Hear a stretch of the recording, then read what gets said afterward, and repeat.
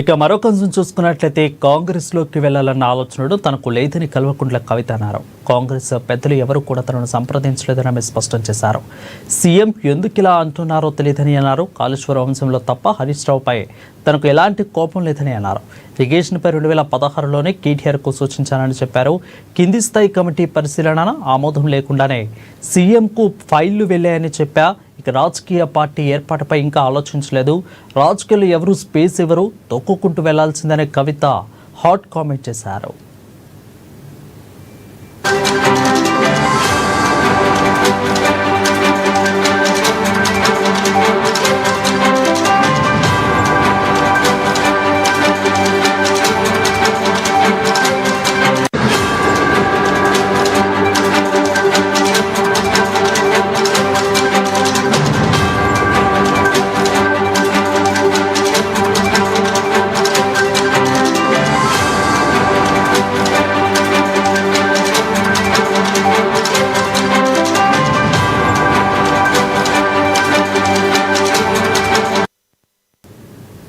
ఇక కాంగ్రెస్లోకి వెళ్లాలన్న ఆలోచన తనకు లేదని కల్వకుంట్ల కవిత అన్నారు. కాంగ్రెస్ పెద్దలు ఎవరు కూడా తనను సంప్రదించలేదని ఆమె స్పష్టం చేశారు.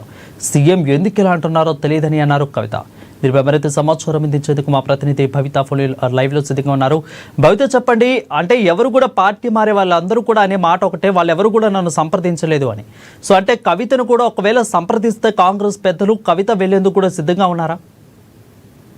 రైట్ వరుణ్, గత కొంతకాలంగా బీఆర్ఎస్ పార్టీతో కేసీఆర్ కుటుంబంతో కవితకు ఏదైతే వివాదము గత కొంతకాలంగా నెలకొంటూ వస్తుందో తర్వాత వాళ్ళు సస్పెండ్ చేయడం, తను రాజీనామా సమర్పించిన తర్వాత పూర్తి స్థాయిలో పెద్ద ఎత్తున కవిత ఒకవైపు ఏమో పార్టీ పెడుతుందని ప్రచారం జరుగుతుంటే మరొక వైపు మాత్రం కవిత కాంగ్రెస్ పార్టీకి కొంతమంది బీజేపీలోకి వెళ్తుందని చెప్పేసి కొంతమంది ప్రచారం చేస్తున్నారు. అయితే ఇందులో భాగంగానే ఈరోజు కవిత కృష్ణా జిల్లాల అంశానికి సంబంధించి కర్ణాటక ప్రభుత్వం తీసుకున్నటువంటి నిర్ణయం పైన తెలంగాణకు పూర్తి స్థాయిలో మరొకసారి అన్యాయం జరుగుతుంది. ఒకవైపు కర్ణాటక ప్రభుత్వం కనుక ఆల్మట్టిని అంటే 30 మీటర్ల ఎత్తుకు పెంచి కనుక ఆ నిర్ణయం తీసుకున్న దానికి తెలంగాణ ప్రభుత్వం ఎలాంటి అంటే అబ్జెక్షన్ చెప్పకపోతే మాత్రం ఖచ్చితంగా మరొకసారి తెలంగాణ కృష్ణా జలాలపైన తెలంగాణకు పూర్తి స్థాయిలో అన్యాయం జరుగుతుందన్న అంశానికి సంబంధించి ప్రెస్ మీట్ పెట్టి నిర్వహించిన తర్వాత మరొకసారి మీడియా మిత్రులతో చిట్చాట్ చేసింది. ఈ చిట్చాట్లో సందర్భంగా మీడియా మిత్రులు అడిగినటువంటి ప్రశ్నలకు సంబంధించి తను ఆన్సర్లు ఇచ్చింది. అయితే పూర్తి స్థాయిలో గత కొంతకాలంగా కాంగ్రెస్ ప్రభుత్వం కావచ్చు, రేవంత్ రెడ్డి కావచ్చు,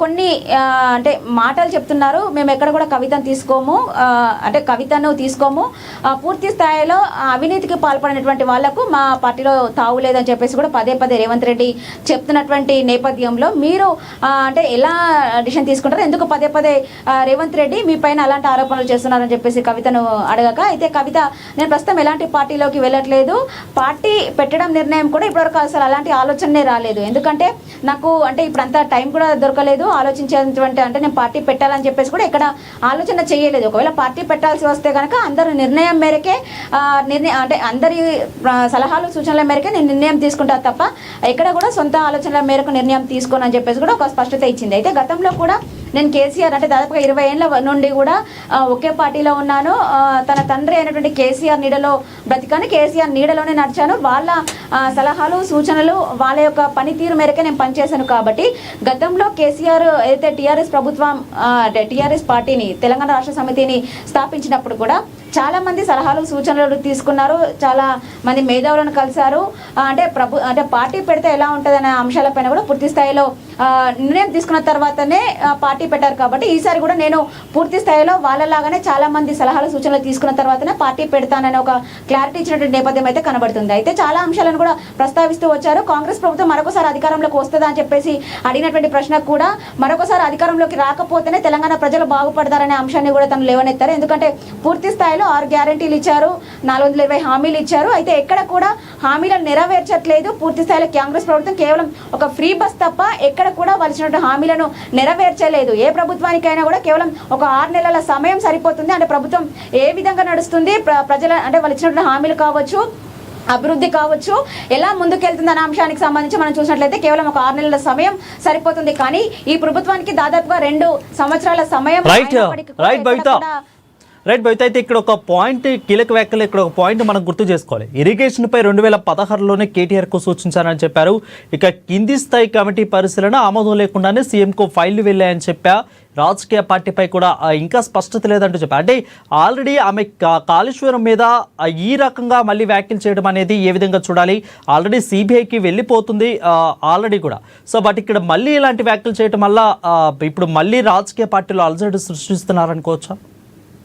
ఖచ్చితంగా. ఎందుకంటే తన పైన దుష్ప్రచారం చేసేది కేవలం ఇటు సంతోష్ రావు మీడియాతో పాటు హరీష్ రావు మీడియానే పూర్తి స్థాయిలో నన్ను బ్లేమ్ చేయాలని చూస్తున్నారు అని చెప్పేసి కూడా తను చెప్తూ వస్తున్నటువంటి నేపథ్యంలో వాళ్ళపైన నాకు ఎలాంటి కోపం లేదు. కేవలం కాళేశ్వరం విషయంలోనే నాకు హరీష్ రావు పైన కొంత అసహనంతో ఉన్నాను. ఎందుకంటే పూర్తి స్థాయిలో అప్పుడు ఇరిగేషన్ శాఖ మంత్రిగా ఉన్నటువంటి హరీష్ రావే చాలా వరకు నిర్ణయాలు తీసుకోవడము, ఆ పనులు కూడా పూర్తి చేయడము ఆయన ఉన్నటువంటి సందర్భంలో జరిగింది. కానీ ఎక్కడ కూడా కమిషన్ ముందు తాను చేసినటువంటి పనిని ఒప్పుకోకుండా పూర్తి స్థాయిలో కాళేశ్వరానికి సంబంధించి అన్ని నిర్ణయాలు కూడా కేసీఆర్ అని చెప్పేసి కూడా హరీష్ రావు చెప్పడంతోనే నాకు కొంత ఇబ్బంది కలిగింది అని చెప్పేసి కూడా తను చెప్తూ వస్తుంది. అయితే కాళేశ్వరం అంశానికి సంబంధించి కావచ్చు, ఇరిగేషన్ శాఖతో పాటు చాలా శాఖలలో కూడా కింది స్థాయిలో నుంచి సంతకాలు వెళ్లకుండానే పై వరకు వెళ్తున్నాయి.